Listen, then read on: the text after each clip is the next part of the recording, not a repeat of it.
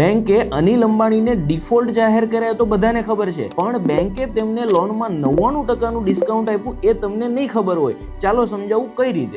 અનિલ અંબાણીની અલગ અલગ કંપનીઓએ બેંકો પાસેથી હજારો કરોડની લોન લીધી અને પછી એક એક કંપની ડિફોલ્ટ થવા લાગી. જ્યારે કોઈ કંપની લોન નથી ભરી શકતી ત્યારે કેસ IBC એટલે કે ઇન્સોલ્વન્સી એન્ડ બેંકરપ્સી કોડમાં જાય છે. હવે અહીંયા સિસ્ટમનો એવો ફાયદો ઉઠાવવામાં આવે છે કે જેથી બેંકોએ પોતાના પૈસા પણ ભૂલી જવા પડે છે. દાખલા તરીકે તેમની કંપની રિલાયન્સ નવલમાં આશરે 12,000 કરોડ રૂપિયાનું લેણું હતું, પણ બેંકોએ સેટલમેન્ટ માત્ર 400 થી 500 કરોડ રૂપિયામાં જ કર્યું.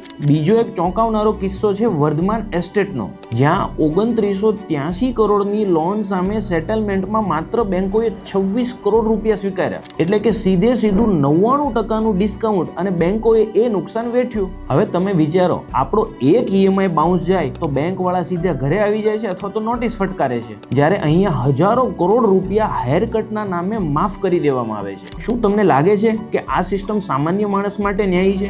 કોમેન્ટમાં તમારો વ્યૂ જરૂરથી જણાવજો. આ વિડીયો તમારા મિત્રો સાથે શેર કરો અને આવી જ રિયલ ફાઇનાન્શિયલ ફેક્ટ માટે મારા પેજને ફોલો કરવાનું ભૂલતા નહીં.